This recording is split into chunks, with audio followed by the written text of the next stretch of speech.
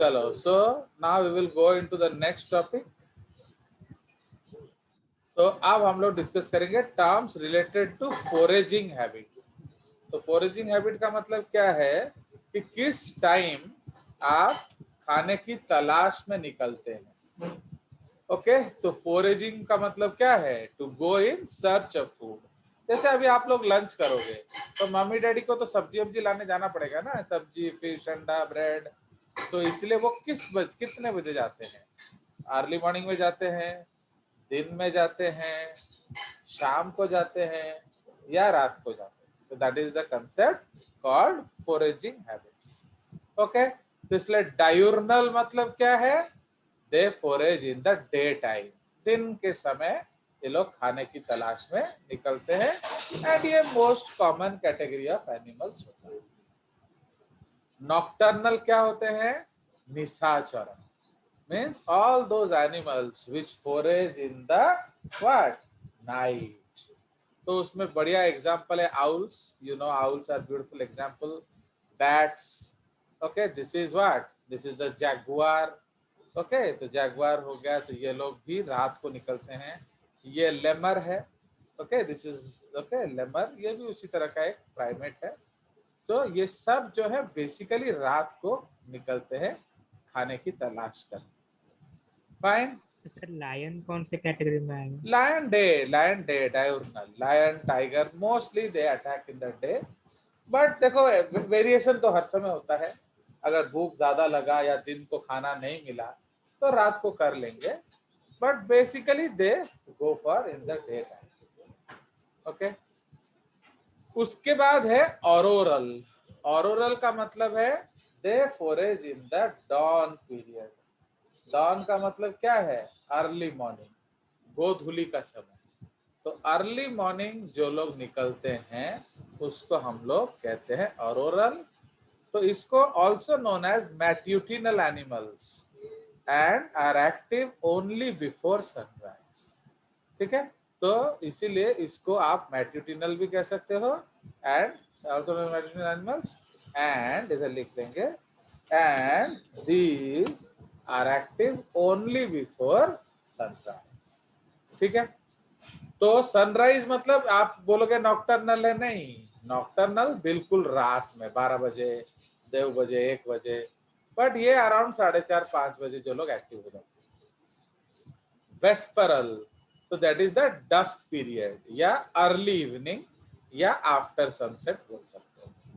ठीक है, उसके बाद है क्रेपस्क्यूलर। तो जनरली आप देखोगे ऑरोरल एनिमल्स, वेस्परल एनिमल्स, वो दोनों क्या है, वो आपका साथ साथ ही कभी मैंने मैंने अर्ली मॉर्निंग भी चले गए, लेट इवनिंग में चले गए, इस तरह से।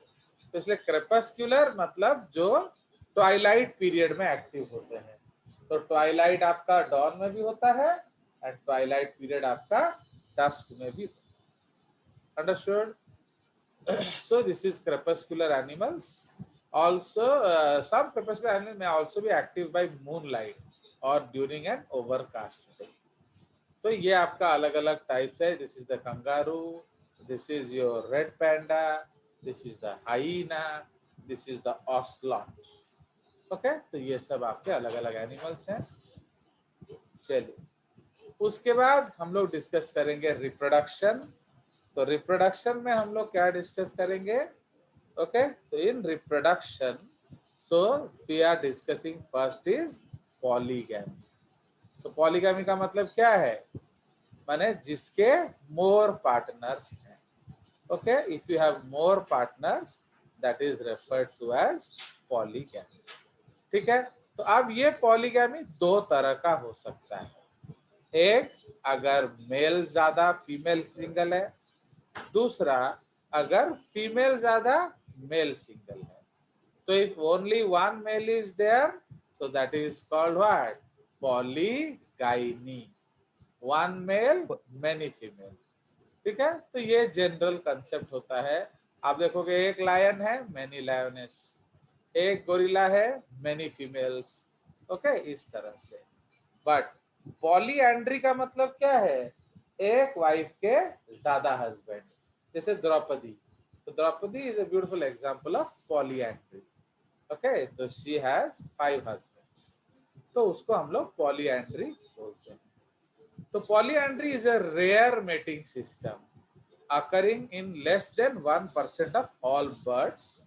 ओके, तो इसलिए पॉलीएंड्री जनरली रेयर होता है एनिमल किंगडम में, बट पॉलीगाइनी ज्यादा होता है। ओके, इवन योर किंग, अगर हम लोग देखे थे, if you remember that anaconda search of the blood orchid, उसमें क्या है, वो मेटिंग बॉल जब बनाते हैं तो all the males come toward that ball, है कि नहीं? So like that. तो इसीलिए these are polygamous cases.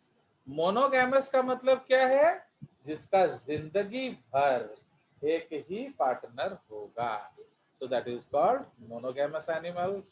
And जैसे फॉक्स है, तो अगर फॉक्स की वाइफ मर जाती है तो वो जिंदगी भर रंडवा रहता है। उसी तरह अगर फॉक्स जो उसकी जो फीमेल फॉक्स के हस्बैंड मर गया है तो वो जिंदगी भर विधवा जैसे रहती है। Okay, they live alone, they don't remarry. Okay, so that is called monogamous relation. चलिए, तो अब ये एक बढ़िया टर्म है, बहुत ही सेंसिटिव टर्मिनोलॉजी है, इसलिए थोड़ा सीरियसली देखेंगे। तो इसमें पहला कंसेप्ट क्या है, मोनोशियस। बताइए सेक्स कितने तरह का होता है, बताइए। 2 तरह का सेक्स होता है, आइदर मेल्स होते हैं या फीमेल्स होते हैं, है कि नहीं? तो we have 2 types of sexes. But अगर दोनों टाइप ऑफ सेक्सेस एक ही इंडिविजुअल में होगा तो उसको क्या कहेंगे, मोनोशियस। समझ रहे हो? मोनोइशियस। अगर एक, कितना स्ट्रेस मत दो, मोनोशियस बस। मोनोशियस ऐसे बोलने का कोई जरूरत नहीं है, you don't need to give stress, you can say simply monoecious. Switch on है, तो उसको हम लोग सिंपली आप मोनोशियस बोल सकते हो। नाउ ये जो मोनोशियस एनिमल्स हैं, इसमें दोनों सेक्स एक ही इंडिविजुअल में है। देखिए यहाँ प्लांट एनिमल में फर्क होगा। Okay, now in case of अगर दोनों सेक्सेस 2 अलग अलग बॉडीज में हैं तो उसको क्या कहेंगे, तो दैट इज कॉल्ड डायोशियस। ठीक है, तो मोनोशियस मतलब both sexes in the same individual, dioecious मतलब बोथ सेक्सेस इन 2 डिफरेंट इंडिविजुअल्स। तो इसलिए डायोशियस को हम लोग अदरवाइज क्या कह सकते हैं, यूनिसेक्सुअल। एंड मोनोशियस में आपका दोनों सेक्सेस साथ है। अब सुनिए, अगर आपका दोनों सेक्सेस साथ है तो 2 बातें हो सकती है। नंबर 1, दे मैंने fertilize each other. Number 2, they don't fertilize each other. Okay, तो इसलिए अगर दे फर्टिलाइज ईच अदर तो उसको क्या कहेंगे, सेल्फ फर्टिलाइजेशन। तो उस केस में हमारा एग्जाम्पल क्या आ जाएगा, उस केस में एग्जाम्पल आ जाएगा हमारा व्हाट, बोलिए, टेपवर्म। टेपवर्म। ओनली एग्जाम्पल जो मेरे नोन में है इज टेपवर्म। तो tapeworm is the only example in which both males and females they are what, present together and they fertilize each other. Understood? But इसीलिए उस condition को हम bisexual बोलेंगे, monoecious bisexualis. Understood? But generally क्या होता है, जो दोनों मेल फीमेल हैं वो एक दूसरे को फर्टिलाइज नहीं कर सकते, so they don't fertilize each other, so उसको हम लोग क्या बोलेंगे, so that is called hermaphrodite। तो इसलिए हर्माफ्रोडाइट, एफ्रोडाइट मतलब गॉड ऑफ मैरिज, ठीक है, एंड हर्मिट मतलब सेंट, तो इससे ये नाम पड़ा हर्माफ्रोडाइट। तो इसमें क्या होता है, दोनों सेक्सेस अलग अलग समय में मैच्योर करते हैं। तो जब ये अलग अलग समय में मैच्योर करते हैं तो क्या होगा, बोलिए, so they will cross not fertilisation. Fertilise each other, नहीं होगा। तो सेल्फ फर्टिलाइजेशन नहीं होगा। तो इसमें दो बातें हो सकती हैं, आइदर मेल पहले मैच्योर कर जाएगा, सो दैट इज कॉल्ड प्रोटेंड्रस, या फीमेल पहले मैच्योर कर जाएगा, दैट इज कॉल्ड प्रोटोगाइनस। तो इसीलिए जब तक मेल मैच्योर कर गया तो अब वो फीमेल के लिए इंतजार थोड़ी करेगा, इसलिए उसके स्पर्म वो दे देगा किसी को। उसी तरह अगर फीमेल पहले मैच्योर कर गई तो वो किसी से स्पर्म ले लेगी, वो अपने मेल के लिए इंतजार थोड़ी करेगी। So that is called protoandrous and protogynous. Understood? But plants में यूनिक सा कंसेप्ट है। Now अगर दोनों सेक्सेस एक ही फ्लावर में हैं एंड एक ही टाइम मैच्योर करते हैं, so that is also monoecious. And अगर एक पेड़ में दो अलग अलग फूल है, एक मेल फूल है एक फीमेल फूल है, तो उसको हम एक अलग केस कहते हैं। समझ में आया? तो इसीलिए if mail and female flower present in the same plant, that is also monoecious माने बाइसेक्सुअल। अगर दोनों फ्लावर एक ही फूल में है एंड एक ही टाइम मैच्योर भी कर रहे हैं तो वो भी बाइसेक्सुअल होता है। फाइन, तो उसके अलग अलग नाम है, वो हम एनिमल्स प्लांट्स के समय डिस्कस करेंगे। बट अगर प्लांट ही अलग हो गया, एक प्लांट में मेल फ्लावर लगेगा एक प्लांट में फीमेल फ्लावर, जैसे आप लोग कखारू खाते हो, ओके, जो पंपकिन, तो पंपकिन का फूल बहुत टेस्टी होता है कि नहीं? Have you eaten the flower of pumpkin? Yes sir. Very good, Yes, sir. Tasty. उसी तरह प्लम्पकिन का जो स्टेम का भी बढ़िया टेस्टी सब्जी बनता है। तो ये जो स्टेम एंड फ्लावर हम खा रहे हैं, ये मेल फ्लावर वाला है ना फीमेल फ्लावर वाला?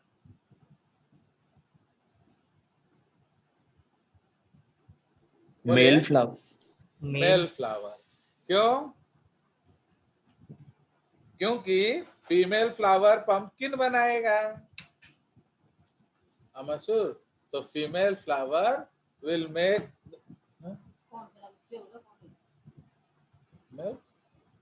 तो फीमेल फ्लावर जो है वो क्या करेगा? बोलिए, it will make the pumpkin. समझ रहे हो? तो इसीलिए अगर वो पंपकिन को बनाएगा तो क्या आप उसे काटेंगे? बताइए। No sir. नहीं काटेंगे।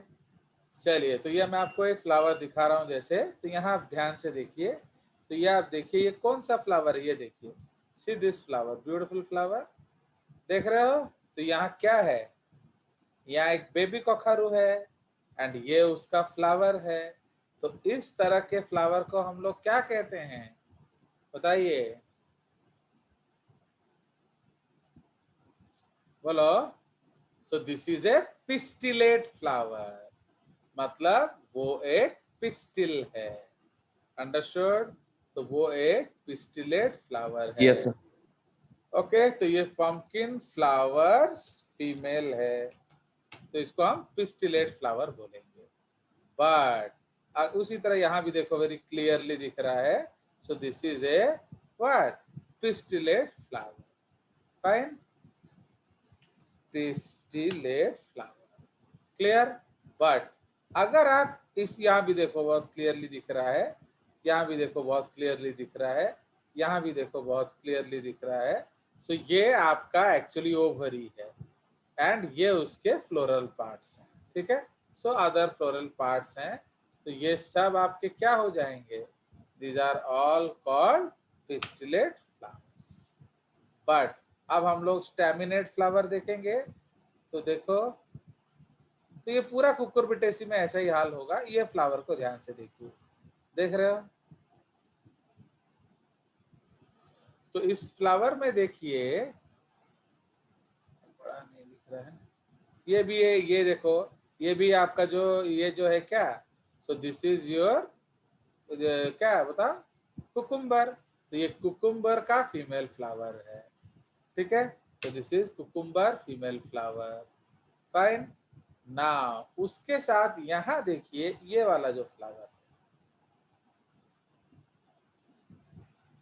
दिस फ्लावर, तो ये देखिए ये क्या फ्लावर है, तो this is a staminate flower, मतलब ये सिर्फ मेल फ्लावर है, देख रहे हो।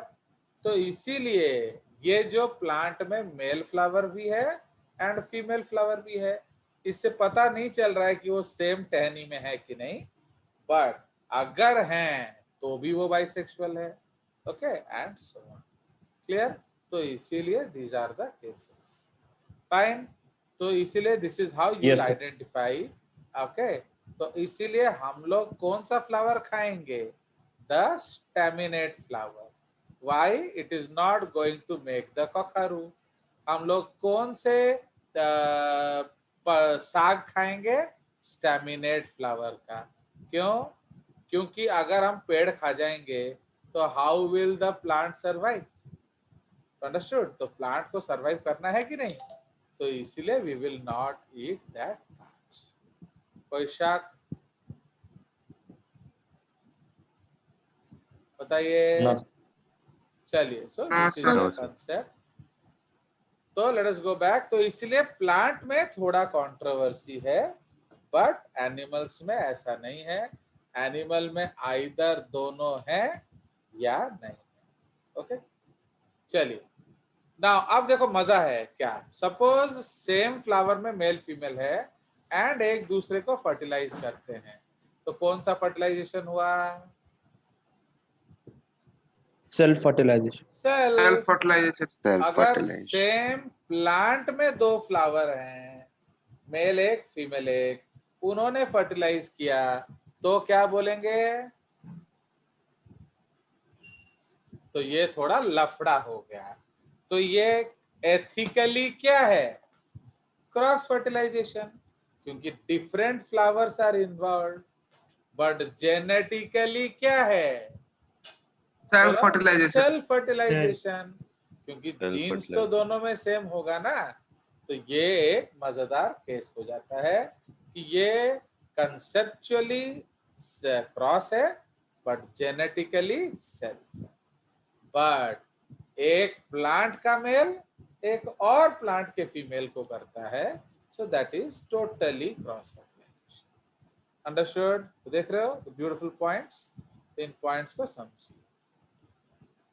अब जेस्टेशन पीरियड, तो जेस्टेशन पीरियड क्या होता है, फर्टिलाइजेशन से लेकर डिलीवरी तक। Okay, suppose male and female gametes have fertilized each other, उन्होंने एक दूसरे को फर्टिलाइज कर दिया, ठीक है। तो जब उन्होंने एक दूसरे को फर्टिलाइज कर दिया तो आपका जाइगोट बना। तो जाइगोट से लेकर बच्चे के डिलीवरी तक का जो वक्त है उसको हम क्या कहते हैं, gestation period. So the period of development from zygote to the day of delivery is referred to as gestation period. ठीक है जी।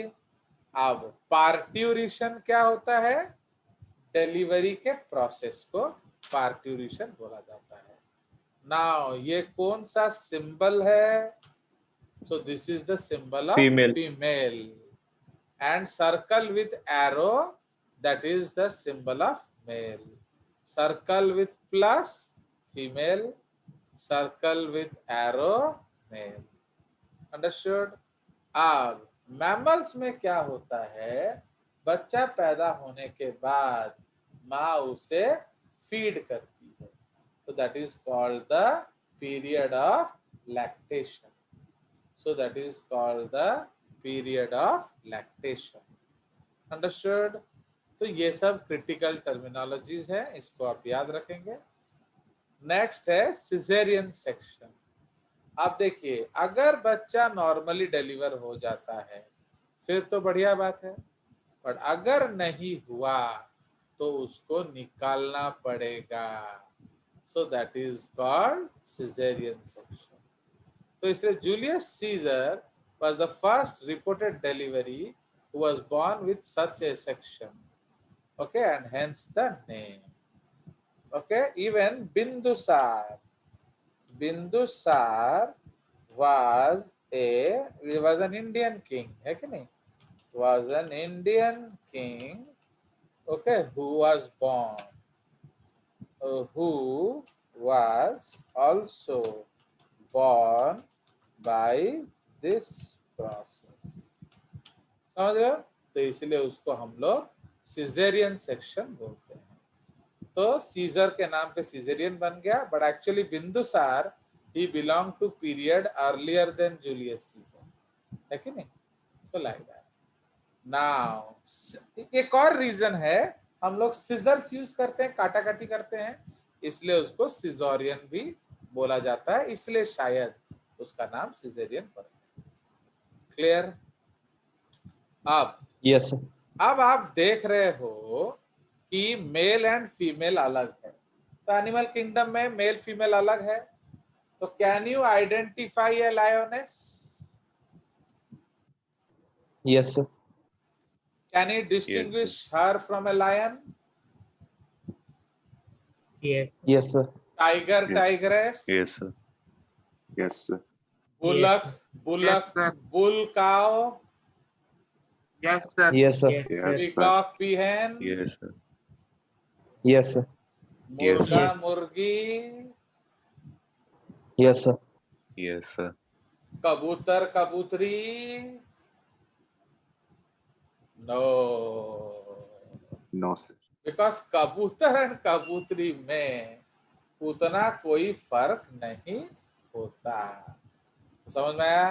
तो इसका मतलब वो सेक्सुअली पहचाने जा सकते हैं क्या? नहीं। सो that is why it is called sexual मोनोमॉर्फिज्म। समझ रहे हो? सो that is called sexual मोनोमॉर्फिज्म। But अगर आप मेल एंड फीमेल को कैरेक्टरिस्टिकली डिफरेंटली आइडेंटिफाई कर पा रहे हैं तो उसको क्या बोला जाएगा? Sexual dimorphism. Understand? So this is the case. ठीक है जी। अब ह्यूमंस किस तरह के हैं? Dimorphic. Dimorphic. Diamond. Okay. Dimorphic. अब फर्टिलाइजेशन कहाँ हो रहा है? अगर फर्टिलाइजेशन सपोज मेल जो है उसका पेनिस नहीं है तो क्या होगा? तो वो स्पर्म्स को फीमेल के अंदर नहीं डाल पाएगा। ठीक है? तो अगर वो स्पर्म को फीमेल में नहीं डाल पाएगा तो फर्टिलाइजेशन होगा कहाँ? Outside, in the sea water. External. Yes. तो इसलिए बाहर फर्टिलाइजेशन होगा। So that is called what? That is called External external fertilization. But अगर मेल के पास पेनिस है तो वो फीमेल के अंदर डालता है स्पर्म। ओके? बर्ड्स में भी पेनिस नहीं होता है बट फिर भी उनका इंटरनल फर्टिलाइजेशन होता है। ओके? तो इसीलिए तो जनरली जो टेरेस्ट्रियल एनिमल्स है ना उनका जो बच्चा है वो पानी में नहीं होगा। ओके? बिकॉज आप टेरेस्ट्रियल हो तो आप तो पानी में बच्चा नहीं जन्म कर सकते, तो इसीलिए हमें पानी को अंडे के अंदर लाना पड़ता है।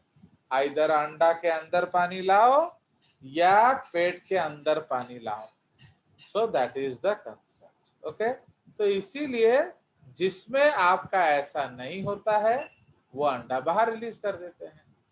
Now which is better, which is safer, external ना internal? Internal. Internal. Why? Internal. Why? The probability of sperm meeting an egg is higher in internal as compared to external. No. That is actually wrong answer. As usual आपने अपना फोटे रखा हुआ है कि आपने promise किया है कि मैं हर समय गलत उत्तर दूंगा, तो एक्चुअली ये 100% गलत आंसर है। Probability of fertilization outside is more, inside is less. उसका कारण क्या है मालूम है? क्योंकि जब दोनों मिलन करते हैं एंड फीमेल अंडा रिलीज करती है तो मेल उसी के ऊपर स्पर्म डाल देता है, तो इसलिए उसके स्पर्म को इधर उधर जाने का जरूरत नहीं है। But in humans 400 million sperm एक अंडे की तलाश में निकलते हैं एंड पहुंचते पहुंचते 1000 हो जाता है नंबर। तो आया समझ? तो that is not the correct answer. तो और बोलिए, why it is better internal? That is called, Development of embryo takes place in a safer place. Yes, माने पेरेंटल केयर होता है, माँ बाप बच्चे का ध्यान रख सकते हैं। अब आप सोचो, आपने बाहर अंडा रिलीज कर दिया, अब उसका तो 99% तो लोग खा जाएंगे, है कि नहीं? तो इसलिए लॉस काफी ज्यादा होगा।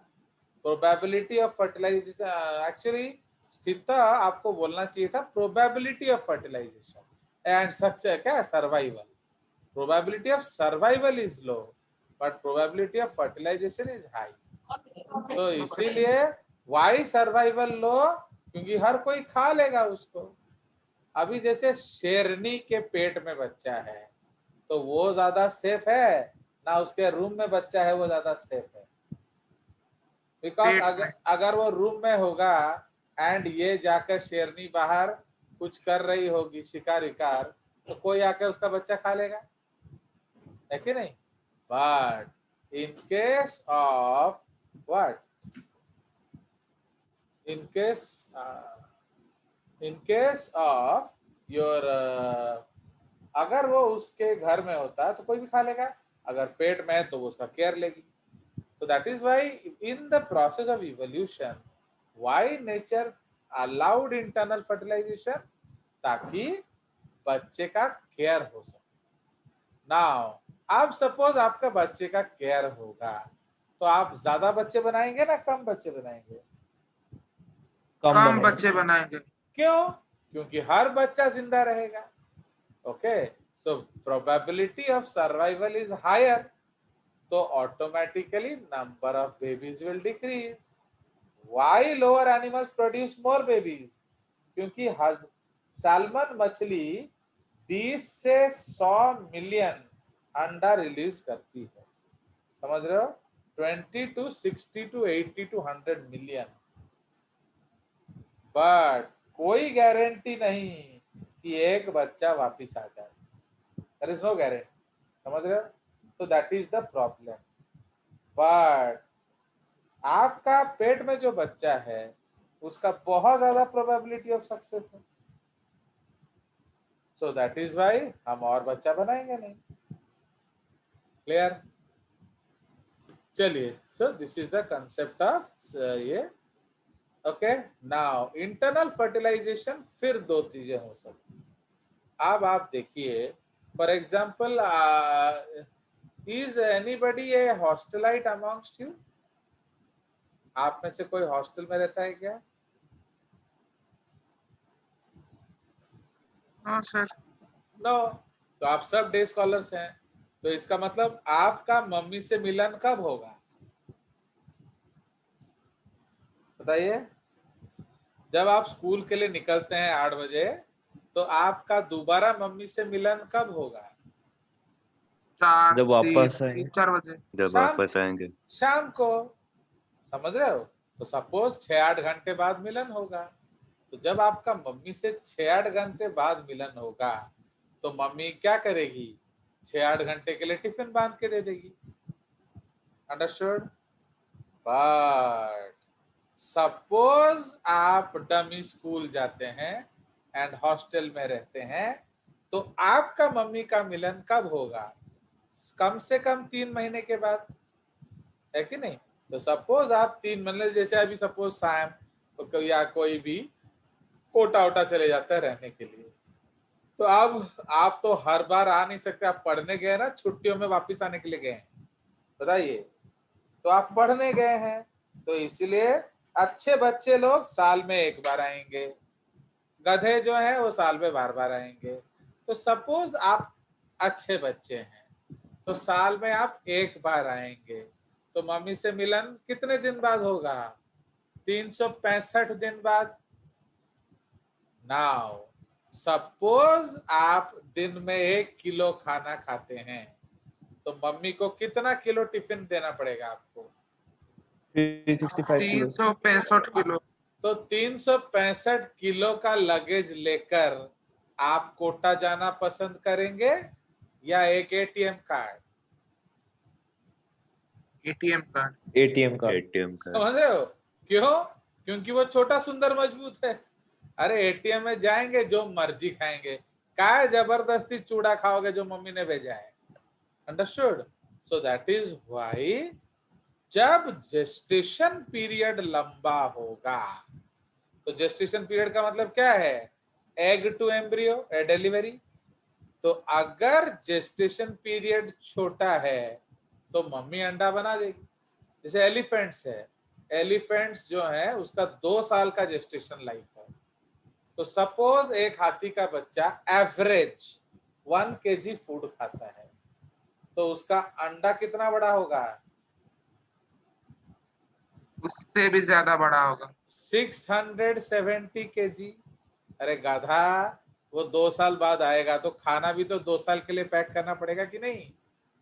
तो Yes, sir. आप सबसे बड़ा होगा उसको ना। 670 kg देंगे फूड। तो अब आप खुद उस माँ के बारे में सोचो, तो जो हथनी है उसे 100 किलो का बच्चा निकालना आसान पड़ेगा या 700 किलो का अंडा? 100 किलो का बच्चा। तो है ना? अब तुम्हारा ही केस में ले लो, सपोज ह्यूमन चाइल्ड एवरेज 250 ग्राम खाना खाता है पर डे, तो हमारा जेस्टेशन लाइफ 280 दिन है। तो इसका मतलब आपका जो अंडा कितना किलो का होगा? 280 70 kilo. Divided by 4, it is 70 kilo. तो मम्मी के लिए 3-4 किलो का बच्चा निकालना आसान है या 70 किलो का अंडा? 3-4 किलो का बच्चा। 3-4 किलो का तो बच्चा। ना, इसलिए मम्मी बोलती है अरे बाबा रे, तू ये ले पाइप, इसको बॉडी में जोड़ दे और खून चूस, जब तैयार होगा बोलना, डिलीवर कर दूं। अंडा वंडा के बारे में मत बोल। अंडरस्टैंड? बट बर्ड्स में क्या होता है? बर्ड्स में जो बच्चा है और उसका जो खाना है उसको मम्मी पैक करके बाहर फेंक देती है। So that is called the अंडा। नाउ इसमें विच इज न्यू, ओवीपैरी या viviparity? Which is advanced? Viviparity. Viviparity. पेरी। अगेन भाई पेरेंटल केयर, क्योंकि तुम जो अंडा छोड़ आए वो आधा तो संकल्प ही खा गया, ब्रेड अंडा। तो समझ रहे हो तो था मानने बच्चा कैसे होगा? अब संकल्प ने क्या किया है, एक तो पालतू मुर्गी रखा है, हर दिन बोलता है 3 अंडा दो, तो अब बेचारी वो 3 अंडा देती है। तो उसे लगता है जाओ संकल्प 3 बच्चा बनाएगा मेरा, बट वो ब्रेकफास्ट में खा लेता है। समझ में आया? तो जिस दिन 2 अंडा देता है तो ये गाली देता है 3, तो फिर वो 3 अंडा देती है। समझ रहे हो? तो ये तो सारा वो ही खा गया, तो अब बच्चे कैसे होंगे? तो इसीलिए इंटरनल फर्टिलाइजेशन जो है वो क्या है, वो ज्यादा बेटर है। Okay, so for survival. आ गया मजा? सॉरी क्या, viviparity. Okay, so that is the concept. तो we will wait because cut जाएगा, फिर हम